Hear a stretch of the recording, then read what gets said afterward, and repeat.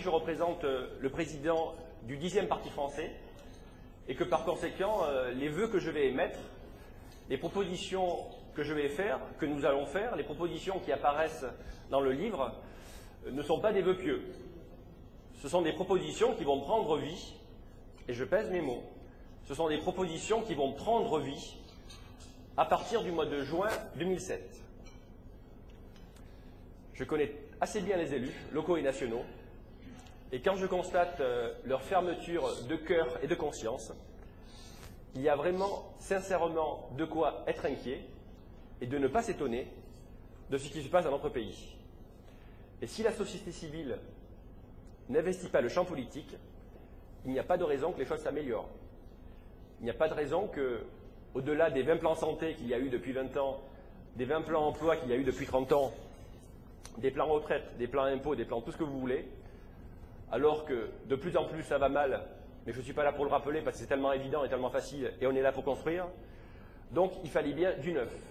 Et aujourd'hui, personne ne peut nier la nécessité d'une nouvelle offre politique. Personne ne peut nier la nécessité d'un nouvel idéal. Et nous avons un idéal qui n'est pas du tout utopique, qui est totalement dans la réalité, et ceux qui en douteraient devraient relire mon CV.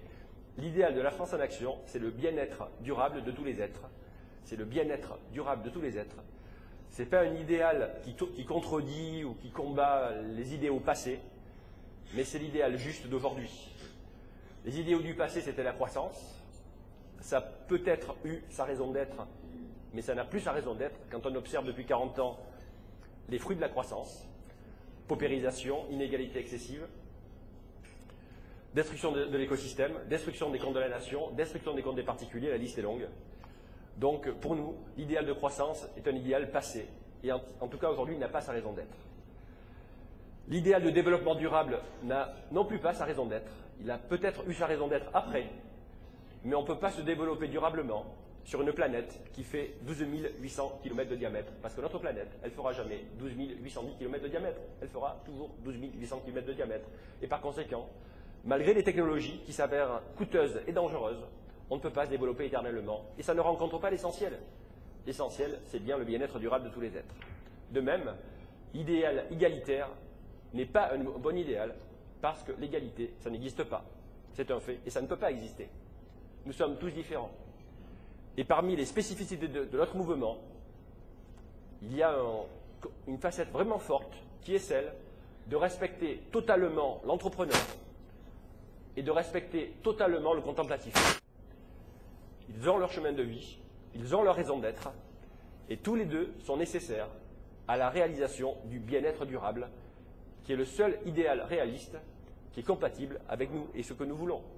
Qu'est-ce qu'on veut dans notre vie? Qu'est-ce qu'on veut dans notre couple? Qu'est-ce qu'on veut dans notre famille? Qu'est-ce qu'on veut dans notre entreprise? Qu'est-ce qu'on veut pour notre nation, pour notre planète? C'est bien le bien-être durable. Et ça fonctionne très très bien aussi en matière entrepreneuriale. J'ai été dans le monde des affaires au plus haut niveau, puisqu'effectivement j'ai été nommé 2 fois meilleur gestionnaire de France dans un groupement qui faisait et qui fait 1 milliard d'euros de chiffre d'affaires. Raffarin m'a donné le trophée de l'emploi en 1997 alors qu'il était ministre des PME. J'ai créé 500 emplois sur la Côte d'Azur entre 1987 et 1997 et Raffarin me demandait, quand je lui expliquais mes incompétences dans différents domaines où j'intervenais en tant qu'entrepreneur, il me disait mais comment vous faites alors pour marcher si bien, puisque toutes les PME dans lesquelles j'intervenais étaient la plus rentable de France ou parmi les plus rentables de France.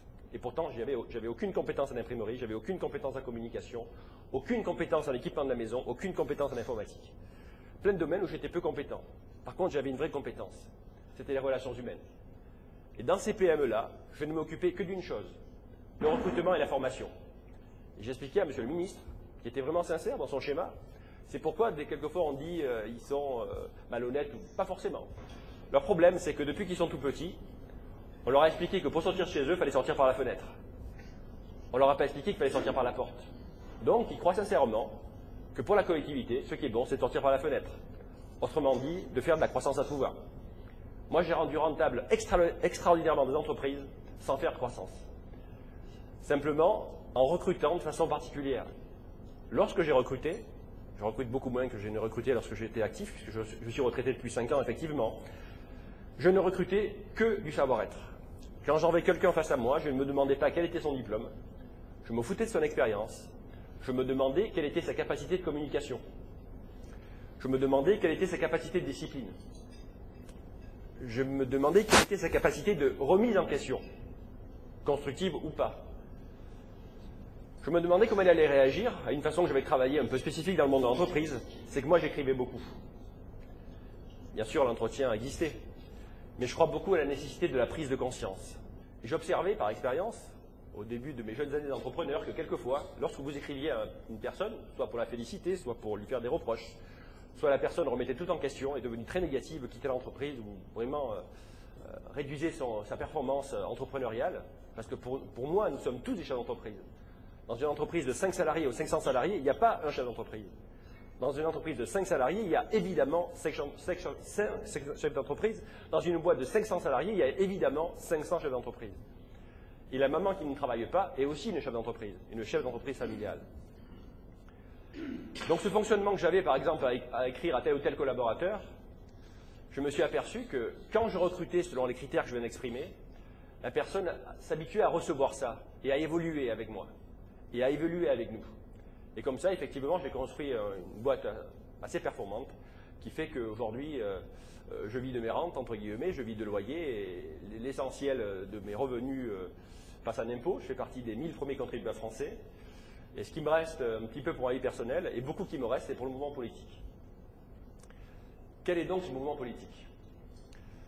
Je fais une conférence de presse par semaine, et quelquefois les journalistes, d'ailleurs si vous allez sur notre site, lafranceenaction.com, vous verrez qu'effectivement, chaque semaine nous sommes dans la presse, puisque donc La France en Action c'est 100 sections départementales, 22 délégations régionales, nous sommes très structurés comme une vraie entreprise, mais une entreprise pour le bien, pas une entreprise pour le profit individuel, une entreprise pour le profit collectif. Et lors de mes conférences de presse que je fais chaque semaine, quelquefois le journaliste me demande « Mais qui a de connu chez vous? Quelles sont les personnalités ?»